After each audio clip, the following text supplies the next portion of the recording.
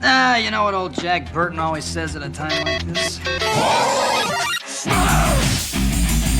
then. I'll bite your legs off. I can take it. Great power comes great responsibility. We have a hope. Get to the chopper! And they to the flesh wound. I am the father.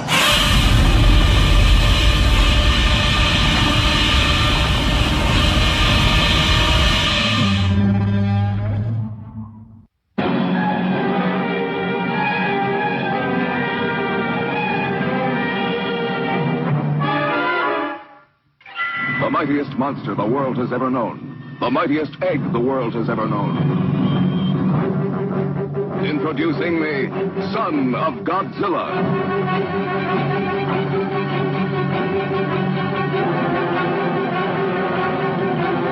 The fantastic red water, one of the many weird natural phenomena on mysterious Sorgel Island.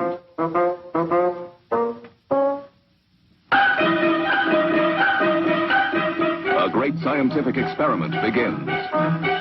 Try another frequency. What is it? It seems as though something's jamming the wavelengths. Son of Godzilla, a rollicking monster spectacular.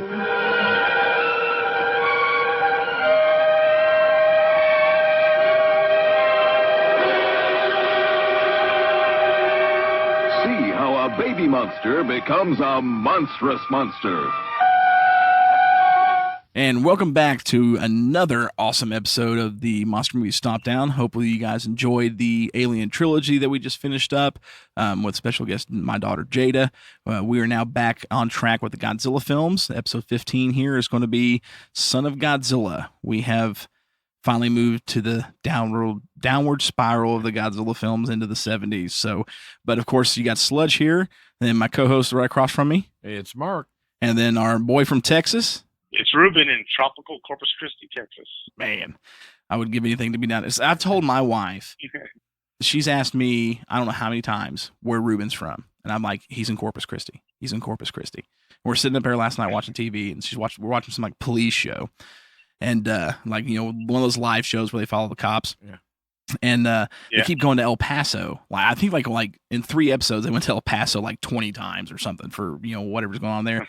And she's like, "Now is that where Ruben's at?" I'm like, "For the last time, Corpus Christi is where he's at." So it's very easy to remember. Corpus Christi translates to Body of Christ. Yep, You should remember that. that's why we there all you need to go. go there. There you We just go. need to go to Corpus Christi. Man, that state is so big. When we were down there, we went to Kerrville.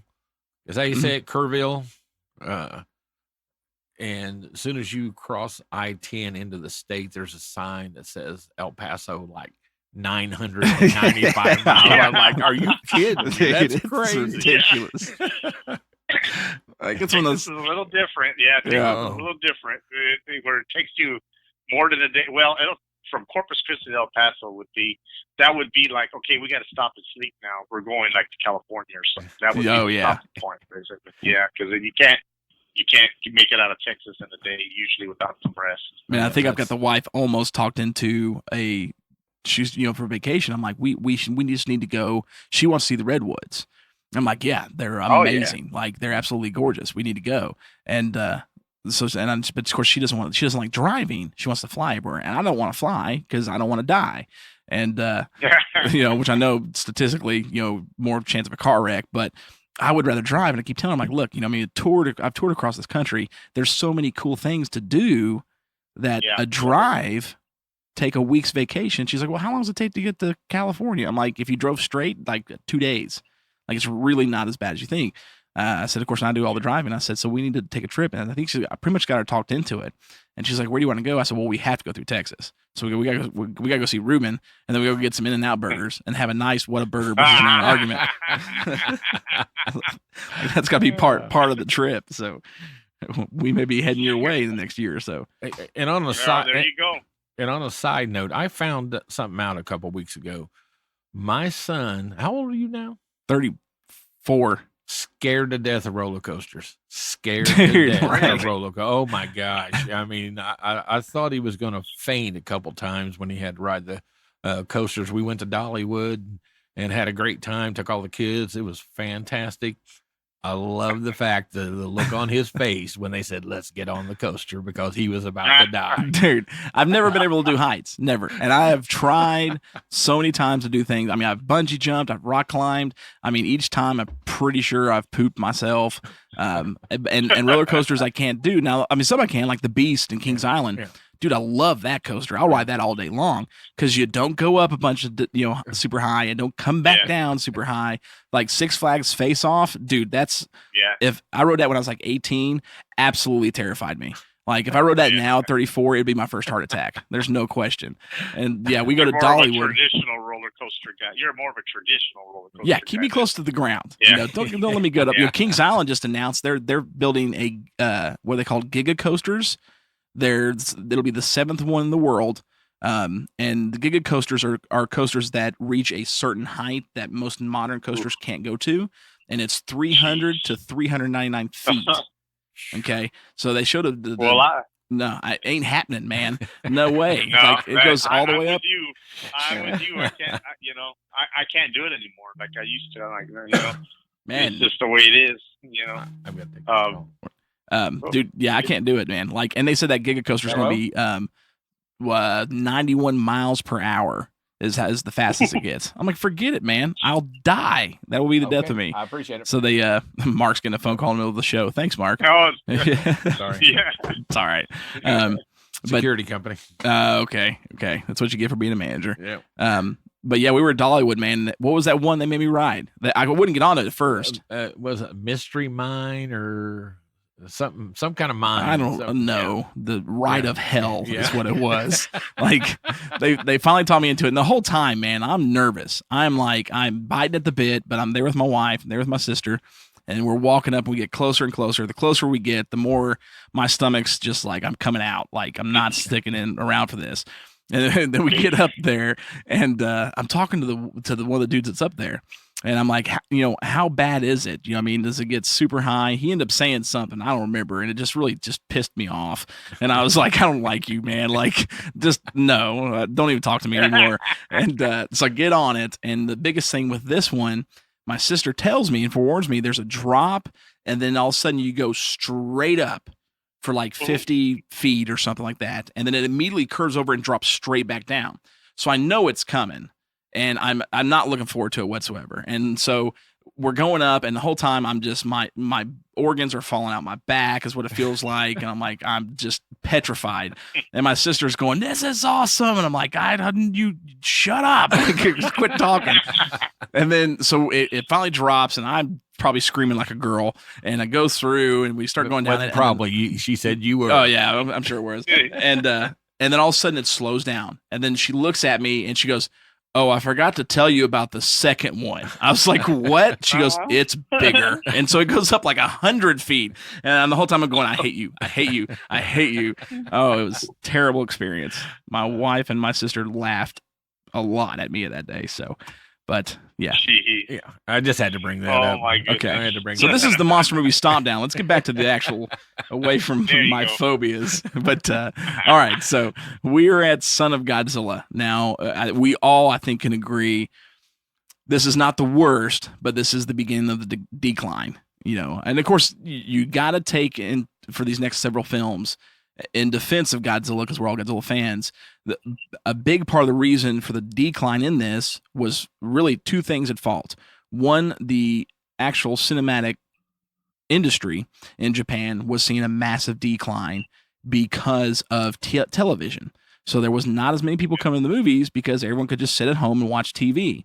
What made it twice as bad for Toho when it comes to their Godzilla films and Tokusatsu films was Ultraman. Ultraman was kicking Godzilla's rear end left and right because people were watching giant monsters in this giant superhero fight weekly for free. So why go see a movie? And so that you got to take that into. That really hurt the industry for like almost 2 decades. Really hit the industry. So, and unfortunately, we started to see it here. You see it in other series, especially Gamera was probably one of the biggest series. You saw it the most hardcore. Because you had, Gamera, the first one was phenomenal. The Gamera versus Barugan was great too. The first color one was super good. Gamera versus Gauss was hitting this time frame of the late 60s when it was starting to kind of go down, and you can kind of see it in Gamera versus Gauss. But then from there on out, I mean, Gamera versus Giron, Virus, Jiger, Zigra, it was just a mess. I don't know how they lasted that many movies because it just got worse and worse and worse and worse. Thankfully, because of Toho being the biggest company out there and still to this day, they were still able to keep the Godzilla movies definitely way above par from movies like the Gamera, series in the 60s and 70s, or, movies like Yongary, which wasn't Japan, but I mean, it still kept above par from those other films coming out. But so this one was definitely the beginning. And this was a rough start for that beginning of a downfall because it introduced Godzilla's son. So for the first time, because they really wanted to go I was even telling Sarah, my wife, she walked in when I was watching it, and I'm like, because she came in before she was going to bed, and I had like 20, 30 minutes left of the movie, and I was like, man, they were like, we need to make it for kids, and they went all out. Like, the suit of Godzilla, Minya is an absolute joke of a character. Like, it was like Barney pre-Barney days. It was so bad. But so pretty much, I mean, the gist of the movie, just so the listeners know, so if you guys haven't seen this film, there's a scientist and his crew of men on an island, Solgal Island. Dr. Kasumi, I think was his name, and his crew, and they're testing a device to try and change weather patterns to control the weather to help grow food and things for mankind. Awesome idea. Great little human. Actually, I think the human story is actually pretty cool in this one. But unbeknownst to them, they have these radio wave frequencies interfering with their equipment randomly. Come to find out, there's an egg on the island. This egg has Godzilla's son in it, Minya, we'll just call him Minya from there. And of course, also on this island, you've got giant praying mantises called Kamacuras in the Japanese versions, or Gigantus in the American version. And then you've got a giant spider who's the main villain, who in Japanese is Kumanga, more known even both sides of the ocean as a Spiga, its name in the English version. And Godzilla comes, saves his son from the bugs, and it's pretty much about him raising him while all this stuff's going on the island. It's a film. We'll say that. So, of course, came out in 1967. And followed directly, right after Godzilla vs. Sea Monster, which was a great, fun film. We all enjoyed that one. And this was Jun Fukuda's second outing directing a Godzilla film, and would be his last outing until Godzilla vs. Mechagodzilla, which is probably a good idea on his part before he ruined his career from here on out. But of course, we still had, some of the main crew was still there. Tomoyuki Tanaka produced the film. Shinichi Shikazawa, of course, did the screenplay like he's done every previous film since the beginning, other than Godzilla Raids Again. So they came back, and of course you've got Fukuda, who does a relatively good job for what he's got to work with, I think. This was also the first film where you had somebody else playing Godzilla besides Haruo Nakajima. Haruo Nakajima was you can definitely tell there's two suits in this. All the water scenes was the leftover suit from Godzilla vs. Sea Monster. All the land scenes was this new overly fat father figure Godzilla suit. Now that suit was too big for Haruo to actually move in. So Hey, I resemble that remark. Sorry, man. They actually brought in Hiroshi Sakita, did all of the main Godzilla scenes for this one, other than the water scene. So Haruo was still in the film. He did the water sequences in the other suit, and then Hiroshi Sakita donned the actual Godzilla suit. Now, we've seen him before. He was actually in several films. Actually, he was in the film prior to this. He's actually who played Ebra, the sea monster, and Godzilla Sea Monster. He was also in King Kong Escapes. He played Mecha Kong, and he played Gorosaurus. He was in Destroy All Monsters. He played Anguirus, I believe. And he's done a couple other ones. I think he was in like Latitude Zero as like the bat guy or whatever was in that one. So definitely not, and his most popular role, I forgot, he's Sanda in War of the Gargantuas. So he's the good Gargantua in this one. Cool. Yeah. So I thought it was pretty cool because I mean, there's a lot of history of him and Haruo working together, which is pretty awesome. I mean, because, him and Haruo do, Godzilla Sea Monster, they do War of the Gargantuas together, they do King Kong Escapes together. So it was pretty, I guess it made sense to have him and Haruo work together to tackle Godzilla in this film. but the suit is pretty. It's pretty rough. But Yeah. let's jump into this, man. Let's Not as bad as his son's suit. No, my gosh, no. Okay, so let's go with Which who played in that? Masao Fuku. I'm trying to remember his name. I'll have to look it up. He, what was his name? Masao Fukazawa. Man, I can never. He was also known as Little Man Machin. He was actually a Japanese entertainer and midget wrestler, which I think is ironic because you have this midget wrestler from Japan that plays Godzilla's son in this film, and then you go forwards, 20 years almost to Godzilla Space Godzilla, and you've got Little Godzilla in it again, and he's played by Little Frankie, who was also a Japanese midget wrestler. So I was like, they were typecasting for this one, I think, from the get go. Yeah. But now Masao, he did play Minya throughout the 3 films in the show era that he did. So I mean, this one, Godzilla's Revenge, this one, Destroy All Monsters, and then Godzilla's Revenge. He actually played Minya in all 3 of those films. Gotcha. But yeah, so that was him. And I mean, I don't know if I would quote that as, hey, I played Minya, but don't tell nobody. Just X that, But so anyway, so let's go through. Let's talk about the things that we did like about this film. Or actually, before we get into it too, let me state a little couple of the facts too, because it came out in '67. It ended up doing a box office of 260 million yen, which is around about $2.6 million American. So not the best. It didn't get huge reception, but it wasn't too bad. But this was definitely again the start of the decline of Godzilla in the movie, in the box office for Japan. So I wanted to cite that so we kind of knew as we go through the next ones, this is where it starts to go downhill.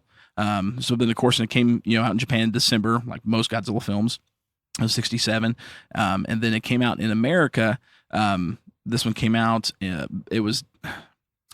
If you look at it was a company, it was Allen Enterprises, but they were actually called something else before, Walter Reed Organization. There you go. That's it. Yeah, they're the ones who did Godzilla Sea Monster. But I can't remember if they got bought out or changed their names or whatever it was, but Walter Reed Organization released Son of Godzilla, and they did, of course, the infamous, Titra dubbing, which was done by Titan Productions, which we were talking about it earlier. I think it's just phenomenal, the dubbings that they did. Now I go back and look at it. But it came here on VHS and had a pretty decent run on VHS. Of course, this was a big staple for the Saturday matinees. I mean, a lot of the Godzilla films then were. This, of course, was not released to theaters. So, like I said, I think we talked, Godzilla Sea Monster was the last one to get a theatrical release. So this was the first Godzilla film to not see a theatrical release stateside. It came straight to TV, Saturday matinees, and then straight to video for that one. And of course, now it would go on only on VHS, never got a DVD release as far as the Allen Enterprises, which ended up being bought by Video Treasures, who did the home video releases. It never saw a past DVD until the 50th anniversary, in which, of course, Sony and Sony TriStar had bought the rights for a lot of Godzilla films for reproduction, Godzilla Mechagodzilla and stuff, and Godzilla Sea Monster, but they also got Son of Godzilla. And me and Ruben were talking, he's got the DVD of this, and I was like, dude, that DVD sells for like $100 to $150 because there was such a limited production run of it that you can't get it for under $100. And you got it for what? What was the sticker price on that? $5.98. $9.98. Dude. Talking about, I believe you got a deal. Yeah, definitely got a deal. Yeah. And that, but it finally saw. Apparently that one and Godzilla versus Mechagodzilla, or for the 50th anniversary, are both pretty rare. Oh yeah, extremely. Yeah, they're both over $100. I've seen Godzilla versus Mechagodzilla sell once for $75 since it was released, but pretty much any other time I find it, it's $100 and above. Because I would love to get. I love the case for Godzilla vs. Mechagodzilla especially. But those came out in 2004. And so it was the first time since the 80s that this movie was re-released here in America. So, of course, and then it did pretty good in 2004. Obviously, it's still doing it now. It's kind of a cult classic release that people try to find.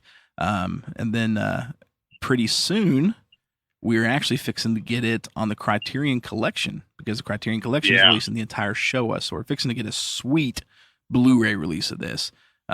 Yeah, and it's shown up on Stars already. Stars has been showing some of these that are going to be on the Criterion, and it looks pretty darn good. I can't. And that was on TV. That was on a cable channel. Yeah, dude, I can't wait to get it. So. Now I've got it. I've got the Toho Blu-ray for this one, and the quality is awesome. But I mean, I know the Criterion quality is going to blow it out of the water. So I'm pretty stoked. It's like what is that box set? It's going to be like what, $150 almost. That's where it's at right now. I haven't seen a price on it. Dropping. Yeah. 150, dude. I mean, it started at like 180, and then it dropped, and then it dropped. I'll be now that's a check. Yeah, I'll dish out $150, $180 for it. I mean, it's going to happen. You know what I mean? Like, you gotta have that. Yeah. Yeah. Well, it comes out late October, I think. Yep. Early November. Yeah, I think it's and October. My birthday's in November, so that's already my birthday. Is that a hint? Hint? He's telling us. Yeah.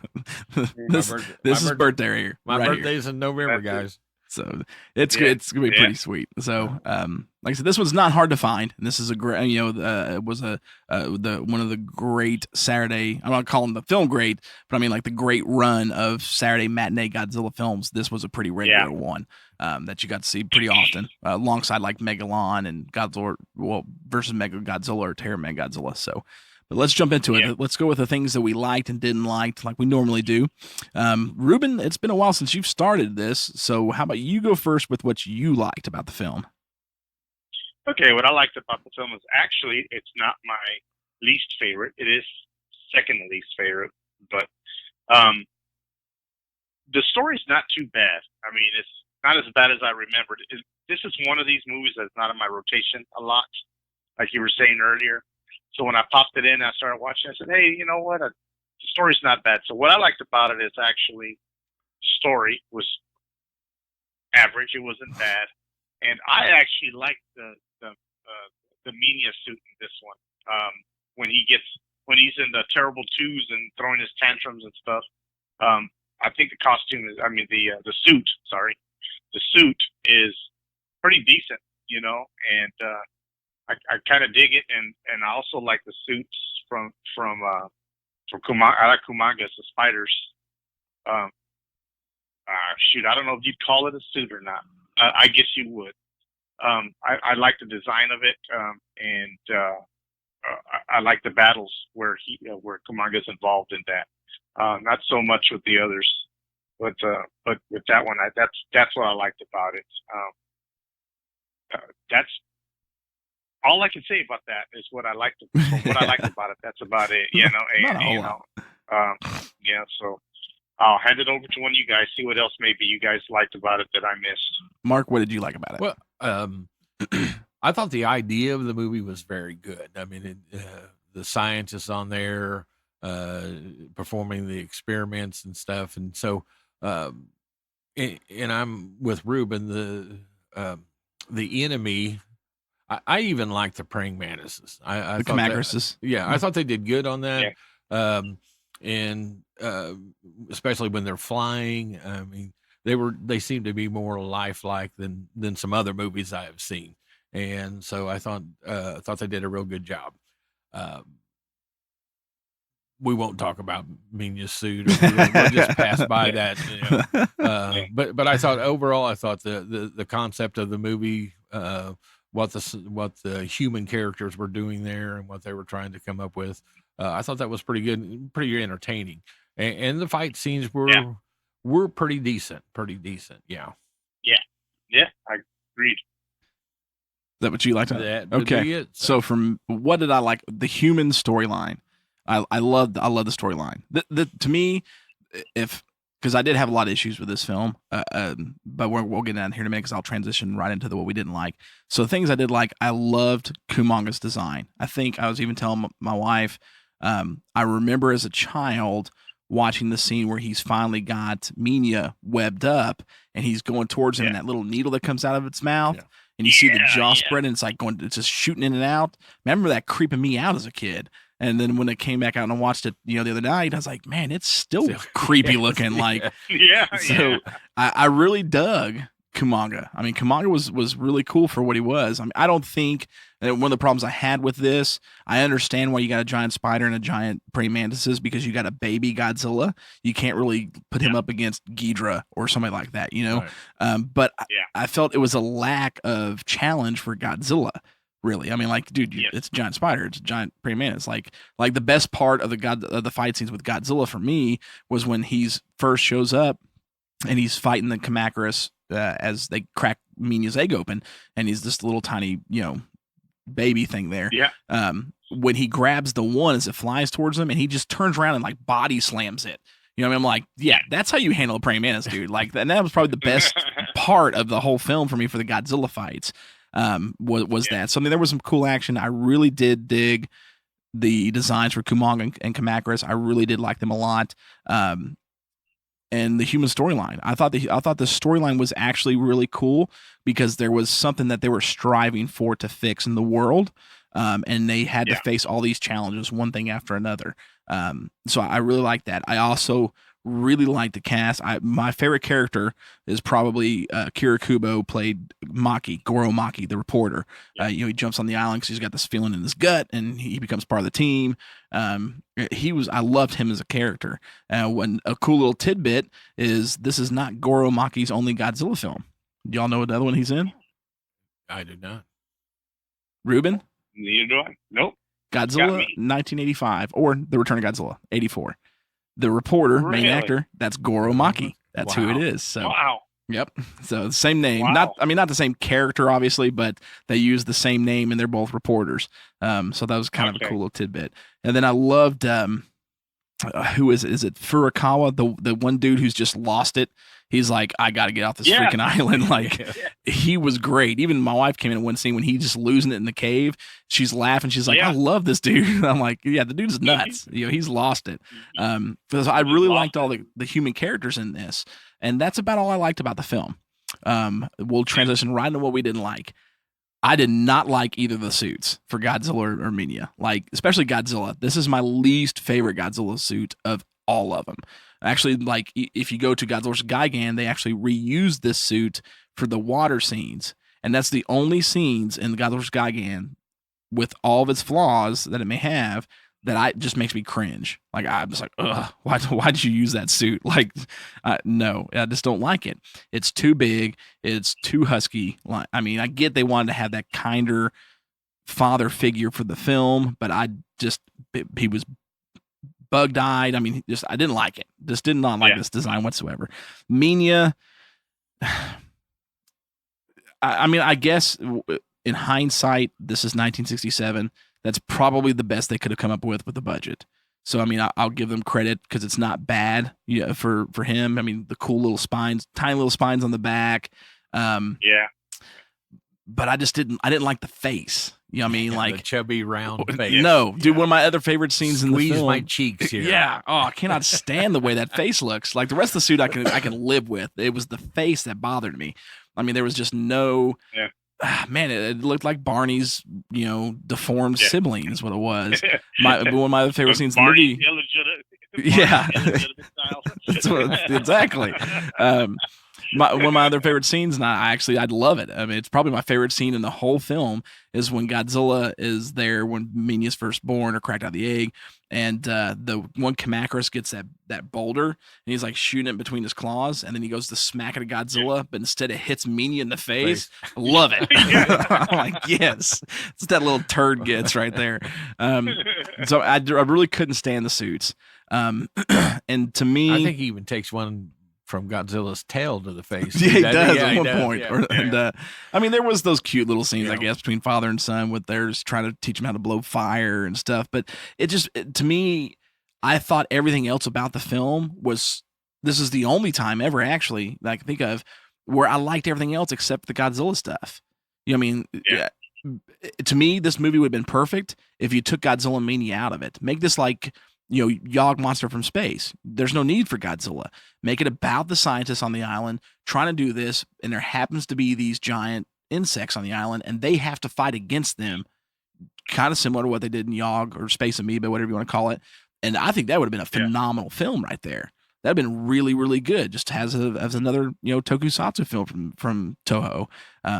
But I mean, again, it's enjoyable. It's not my least favorite. Kind of like Ruben said, it's not my least favorite Godzilla film. There are two that I enjoy less, but this is pretty close to the bottom of the totem pole for me. I just didn't get into it whatsoever. I'm trying to think of what else I didn't like. I may hit it. So, Ruben, what about you? What did you not like about the film? What I didn't like is the Godzilla suit. I thought it was to me, it's the worst one of all the Godzilla suits. Amen to that. yeah.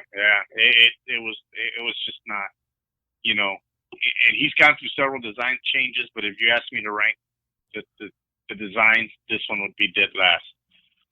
Not the movie itself, but the suit. And I do have an issue with the way they portrayed Minya. I just like it looks like they attempt, compared to, if I'm not mistaken, Minya was not as well done in the other movies that he appeared in as this one. No. But yeah, it was too. The movie itself was, the story and everything were great, but they made it they dumbed it down. Well, dumb is the wrong word. They made it too childish. That's a better term to use.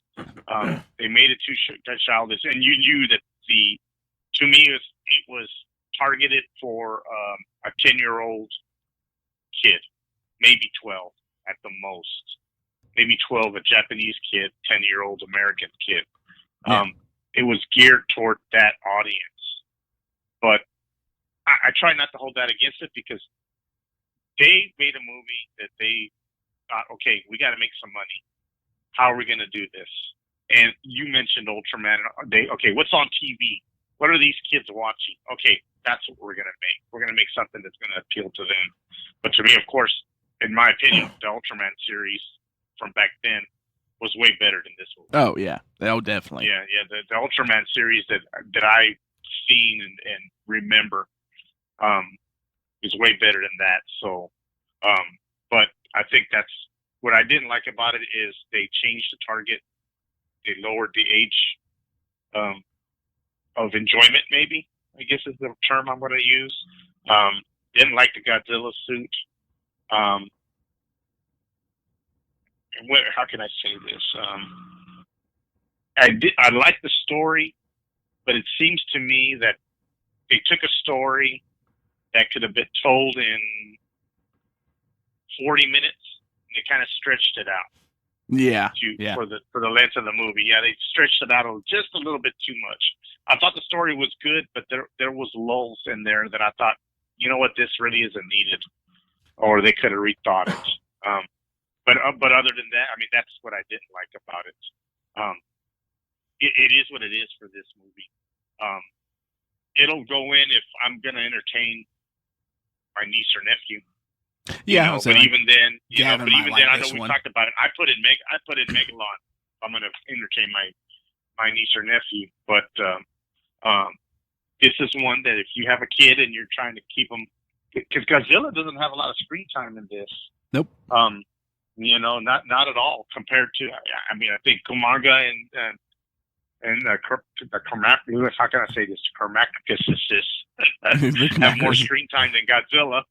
Yeah, have more screen time than Godzilla. So that would keep a kid's attention. Yeah, like I said, it is what it is. This was the beginning of Toho's downward spiral, even though I think Destroy All Monsters was an uptick. Oh, definitely. Yeah. Yeah. A major uptick from this one. And then a monstrous landslide downhill after that. It was the start, the beginning of the end. So that's definitely. it. That's what I got. Yeah. What about you, Mark? Well, I think pretty much ditto on what you guys just said. I mean, if you look at, they could have taken Godzilla, like you were talking about, completely out of this, brought in another monster, and made it a better movie. And pretty much Godzilla's on a rescue mission. Every time his son gets in trouble, he's got to come bail him out. Yeah. And so that's the only reason why you see Godzilla in there.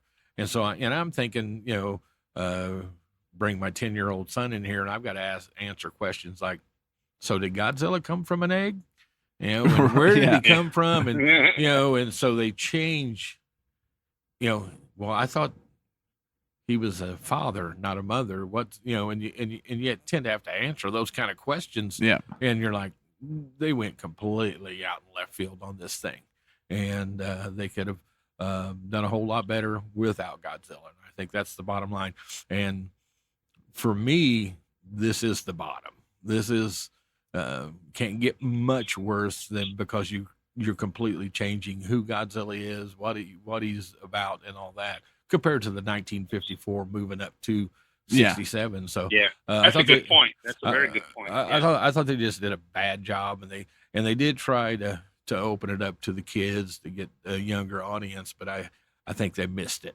I think they definitely went too far over. Because when you think about it, look at Godzilla Sea Monster. That was enjoyable for kids because they were watching the same type of stuff that was probably actually more violent and intelligent in Ultraman at the time. But then it still appeased to the older audiences, the adults, of our age at that time. With this one, man, I felt like they like you said, they overshot this. They went, pro Gamera, Showa films all the way. It's like, we don't care about the adults watching. We just want the 8 to 12, and that's it. And even at the time, the 10 to 12 is like Ultraman's still cooler. The older is not going to be. The older people are not going to be sitting at 1 o'clock on a Saturday afternoon watching TV. They're out doing stuff, and or they're busy mowing the lawn or whatever. Hey, go sit down there and watch TV. Let's pull that in. Just as far as I'm looking, as far as Toho's thinking, because they definitely missed it. They missed it big time. Yeah. So definitely. But there's still 2 that are below this one for me as far as, but it's, shaking the bottom of the barrel. This is it. It's Godzilla. It's definitely not one I would by any means. If someone's like, hey man, I want to get into Godzilla. What's, the top 5 films I should check out? This wouldn't be it. It wouldn't be in the top 5, top 10, top 20. It's like, no, like this is when you become a fanatic and you've got to probably, see it all, then you dip into this, this part of the exactly. Which there's people that I'm sure that do enjoy it, but I think like we've all kind of stated, they really kind of overshot it. The suits were really bad, and as far as the human story was way more interesting. Take Godzilla out of it, Meanie out of it, leave Macros and Kumanga, maybe bring in another monster kind of like they did in Yog, and you've got a great story that could have held its own better than what we got. You don't have the Godzilla reputation to uphold. And they just didn't do it. So I think you fall into one of those things too, where I almost think like kind of like the Godzilla Megalon, and which we'll get to this deep when we get to Godzilla Megalon. What with that one that wasn't even a Godzilla film originally. That was Jet Jaguar versus Megalon, but they're like, it's not going to survive on its own. Well, I'm sure it would have been fine, but they decided let's throw Godzilla in. Kind of that's how I felt like this. Like, they had this idea. But we got to put Godzilla in. And then all of a sudden, it doesn't meet the Godzilla standard and kind of is a flop, in my opinion. Killed it. Yeah, that's just, you have to be a true Godzilla fan to want to pop this in. I think, because you really have to have the patience to say, I'm a Godzilla fan. It's a Godzilla movie, so I'm going to watch it. Like this, I've had this forever. And I can't think of the last time I popped it in. I'd have to be in the mood. Now, when it was on, like I told you, it was on one of the Stars networks. I think Retro or something. Mm-hmm. It was on a Saturday morning, and I put it on. I'm like, hey, and I watched it. But as far as like me sitting here and saying, you know what, I feel like watching Son of Godzilla. I'm gonna get up and go get Doesn't happen. I hate to say it, but it's not gonna happen. And I'm a you guys know I'm a hardcore Godzilla fan. I will defend him to the end, except 98, because that's not Godzilla, but the rest of them.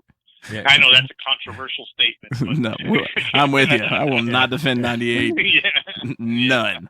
But I'm a hardcore Godzilla fan, and that one would be one. With one other exception that when we'll get to it, I'll let y'all know. But I'm sure anybody who watches Godzilla out there knows there's one other one that may be at least tied for the worst. Oh, and, dude, we all know. Get to that, and it's got Meania in it, definitely. So Yeah. When we get to that one, man, I mean that for me, well, it's coming up. Yeah. It'll be interesting when we get to this Godzilla film.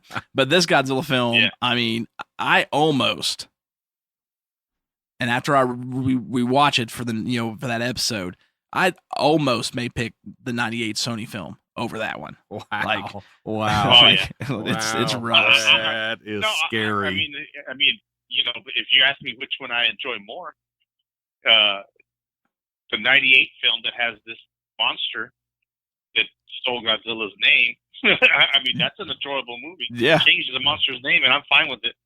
And so, yeah. I mean, that's when we get to it. But yeah, I would agree with that statement. Yeah, definitely. Yeah. So, I mean, this one, Ruben, you said it right. I mean, you watch this one when you're a hardcore Godzilla fan to make sure you've gotten it all. This is not one where it's like, oh man, and I'm not sure there's people out there that are like, oh man, I love Son of Godzilla. That's my favorite. That's probably 2 people in the whole world's population. But, well, don't wait for me to call you up and say, hey, Chase, I'm watching Son of Godzilla. Come on over. Well, and for those people, it's probably nostalgia. That might be the first Godzilla film they ever saw. Well, and that's As true. a kid. Yeah, that's true too. So so they have that connection to it. Thankfully, nostalgic for me is the original. That would be the only way if you really want to be honest with yourself. That would be the only time you'd say, well, this is my favorite of all the Godzilla movies, when you have so many to choose from.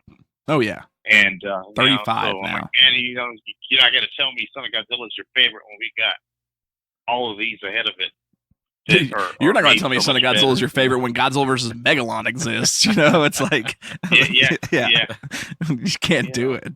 But it's just like, I mean, you guys know what my favorite was. Now, is it the best Godzilla movie? To me, it is, but it's a nostalgia thing for me. Mm-hmm. That's why I like it for my reason. That's not to say that it's the best made, the best story, and all that. It's just that's my favorite. Yeah, Monster Zero is still pretty up there, though. It is a pretty good film. Yeah, Monster Zero is definitely good. Yeah. Great follow up to Ghidra, Three-Headed Dragon, in my opinion. So.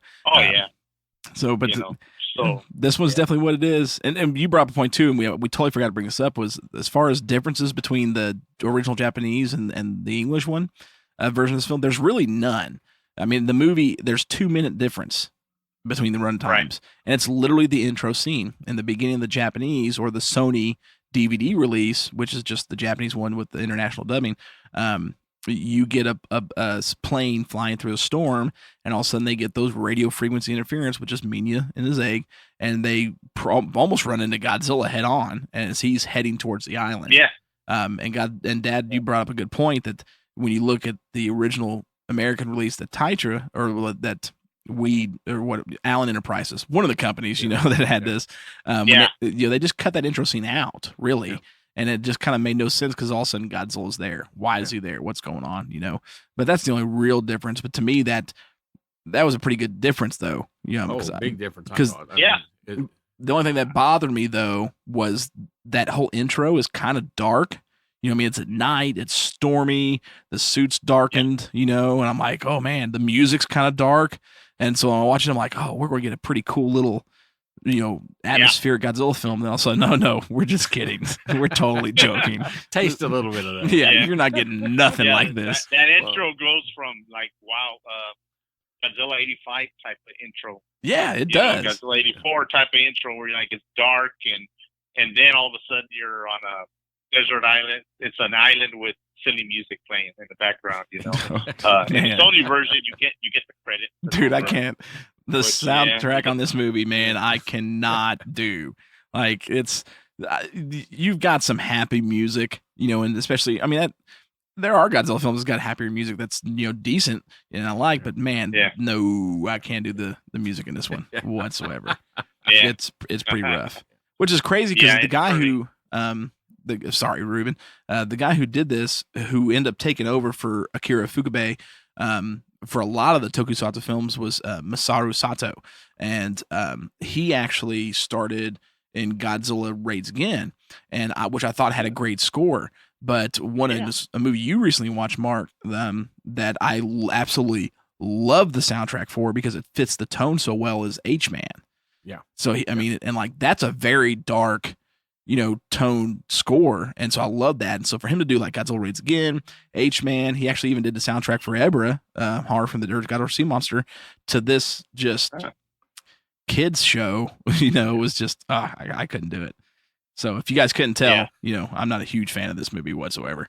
So, all right. So, it's understandable, especially for somebody like all of us here on this podcast who've seen every Godzilla movie that has been made, and then you throw all of that in, and you're like, well, that affects your rating. That affects our ratings because we've seen it all.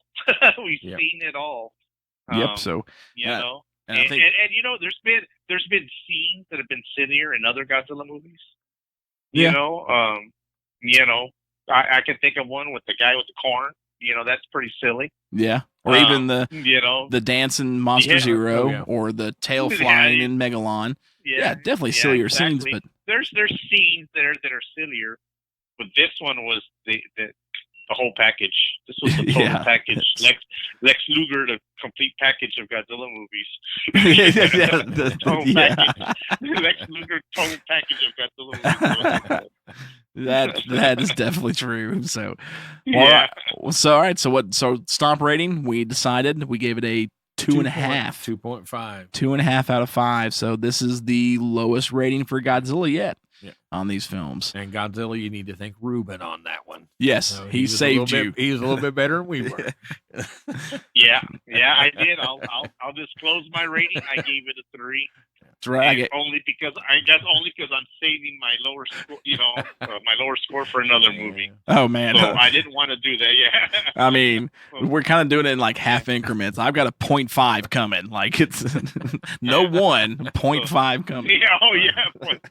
See, so I'm trying to be fair because I don't want to give it too low of a score because I might, So I'm trying to put my, my judgments in perspective when I I mean, I don't know how you guys do it. When I come up with a Stomp rating, I said, okay, let me look at my,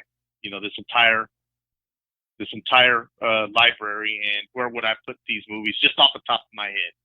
Okay, right. Now where does, and that's a quick and dirty way to do it. That's pretty much where I'm waiting for one of you guys to just say there's not a stomp here. This is just a tap. That's all that is. It's a tap. When we get to the '98 film, when Godzilla, if Godzilla's in it, it gets one stomp automatically just for Godzilla making an appearance. Okay, I can live with. Yeah, I can live. So with that means Pee Wee Herman's.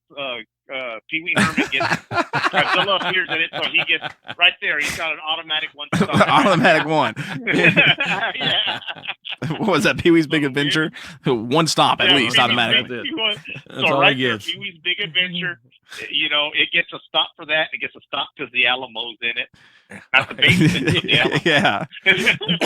That's kind of that's dangerous ground though. If you're like if Godzilla's in it, one stop media. I mean, because let's break down the Dr. Pepper commercials of the 80s. I don't know if I'd give those a stomp at all. Somebody had shared. Come on. Godzilla versus Charles Barkley? You're not going to give that a stomp? Oh, dude, I'll give that a stomp. I'll give that. Godzilla versus Charles Barkley, dude. I would give that like 4. Like seeing that Godzilla wearing those glasses, just Godzilla put down those goggles is enough. Dude, it was those Dr. Pepper commercials from was it 2014 where he's riding on that. Oh, the Snickers one. Yeah, the Snickers. Yeah, the Snickers. There you go. I mean, Snickers. Now that was pretty silly. I would say Godzilla's Barkley, is superior to Son of Godzilla, but I don't know about the Snickers commercials. Those were pretty rough. Man, those Dr. Pepper commercials from the 80s, man, they were hardcore bad. Like, he's drinking that big can of Dr. Pepper off that building, and then there's that female monster shows up, and he's like, sharing it with her. I'm like, this is the dumbest thing I've ever seen. Like, as a Godzilla fan, I'm like... that's my story, and I'm sticking to it. Godzilla appears with one stomp. one stop. Hey, I mean, for the movies that I can think of, I can live with that for maybe all but 2. I think of. So there's some coming. But all right, so 2.5 stomps. I mean, again, it's a Godzilla movie. You know what I mean? When you become a fan, you got to hit it up. You got to watch it. For someone who's never watched a Godzilla film, don't start with this one. Please. We don't want to give you a bad taste in your mouth. But again, there's those people out there that probably do. They have a lot of fun with this one. Which is pretty cool. So anything else you guys want to say about this one? I can understand. And I can understand that they like it. It's no big deal. Yeah. I can, especially with your point with the nostalgic part. Because there were those people, I mean, that grew up and as a kid, and this was what they saw on Saturdays. This is, thankfully to Mark, my nostalgic Godzilla first showing was King of the Monsters. So I really lucked out, when you showed me that one, because I got to start from the beginning. Right. But you got those kids in the 60s and 70s where, it was Son of Godzilla or Godzilla versus Megalon. So they did kind of, I almost kind of feel like they're probably happy fans because they started in the bottom of the barrel and then just grew from there, You had nowhere to go, but the rest of us started up. And we're like, what is this crap that we're watching when we get to it? Exactly. They lucked out, but anything else you guys want to say about this film? I'm good. Don't want to talk about it no more. Yeah, I'm good. We're done with this one. Ruben, how about you, man? Nothing else other than it's the Batman and Robin of the Godzilla franchise that you're into. Dude, yes. I mean, like, I'd almost lean towards Batman and Robin a little bit more, and I hate that film, man. Like, the Batman nipple suits and Visa card is one of the worst things in Batman history. They are the worst things in Batman history. So, all right, well, that's it for Son of Godzilla. We do have some news for you guys. Now, of course, now you've heard it on the last episode of Sludgecast, the main episodes. From here on out, starting with this month, because this episode debuts here in September, we'll be doing two films, two films, two monster movie Stompdowns a month, leading up to March's release of Godzilla vs. Kong. So you're going to get a Godzilla film, and then you're going to get a Kong film. And we will go through and start with King Kong 1933, all the way up to Kong Skull Island, and then which will put us right into the month of March. In the month of March, we'll be doing one big special monster movie Stompdown, in which we will discuss and view the MonsterVerse in its entirety, leading to the release of Godzilla vs. Kong. So we'll go through 2014, Kong Skull Island, and then King of the Monsters, all in one big special episode. Leading up to this, because man, it's the battle of the century again. I mean, here we go. The new poster, man, came out, and it's just the tagline is "One will fall."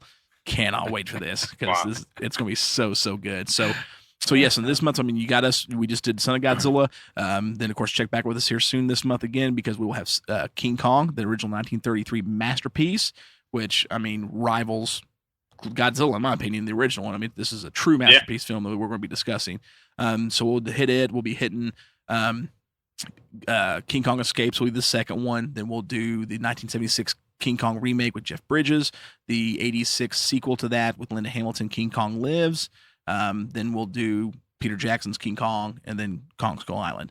We will be skipping Son of Kong because that's just a waste of an episode, in my opinion. There may be that one person in the world that defends that little short, stubby white gorilla. Not Son of Kong? Dude, I mean, like, that was the most rushed sequel. It's just not worth an episode. I mean, if somebody could prove me wrong, we'll do it, but it ain't worth an episode. But so definitely, you guys, hopefully there's a lot of monster movie stop downs from here on out. Hopefully you guys enjoy it. We did do Son of Godzilla. So. Dude, I would put Son of Kong above Son of Godzilla. Like, I mean, did you see Son of Kong, Ruben? Yes. I don't know about the Son of Godzilla below it. It'd be I'd have tough. to flip a coin. I'd have to flip a coin on that one. Well, I mean, because when you look at Son of Kong, I mean, we'll do this real quick before we wrap the episode up. He didn't have his dad. You know what I mean? His dad's dead. And so he pretty much had to fight these beasts and things on his own. Now, my biggest problem is he's all white, which made no sense to me whatsoever. He's about half Kong size because I guess he's an infant. Right. But dude, the Band-Aid on the finger, like when he gets his finger hurt and she's like, oh, and like puts her shirt or whatever around it. I'm like, you're not Kong's son, man. Like Kong would be like, I got this. But whatever. Nothing. That's what happens when you get a big, I mean, because that came out in 33 as well. I mean, that came out same year as Kong. They rushed that so quickly into production. But anyway, so. They just had that success and they knew they had something they were trying to strike while the iron's hot. Basically what they were trying to do. Yeah. We got 2 Yeah, episodes. and now. it's Son of it's Godzilla, just Son of Kong. it's Hey, just there the you same. go. That's right. 2 You know, episodes I done. don't. Yeah, I don't think I even own. No, I don't. I don't own Son of Kong on any VHS or DVD or anything. And now I will just don't have it. I will say I do own Son of Kong just because I own all Okay. Kong films. Like I said, it's on the Plex. But man, I've watched it once, maybe twice. No, once. I think I watched it once, and I was like, I'm never watching this The again. only time I've ever seen it is when it shows up on TC and the Turner Classic Movies. Yeah, That's about it. Yep. Actually, no. So I would say I have to see it twice because I do remember watching it on TCM. Yep. Years ago, and Yeah. then when I finally got a Yeah. copy of it, I watched it again just because it had been forever. But Yeah. all right, so there you go. We just did Son of Kong for you, so congratulations. There you go. You know, that's all you get for that film. 2 Son of movies in one thing. So, all right, well, man, thank you guys so much again for listening. Of course, join us for the next episode of the Sludgecast here in just another week, and then following right after that, we will jump right into the next monster movie, Stompdown, which is King Kong. This is going to be a great one. I mean, you can't get, to me, Freddy vs. Jason was absolutely epic, but nothing compares to Godzilla vs. Kong. I mean, though they're the 2 most titular monsters in pop culture, in movie history. Oh, yeah. So, I mean, it's going to be absolutely awesome to do these films. I can't wait. I'm stoked. It's going to be a showdown. It's Oh, going to be good. dude, it is. So, all right. Well, man, thank you guys again so much. This is Sludge. This is Mark. And Ruben. Y'all have a good night.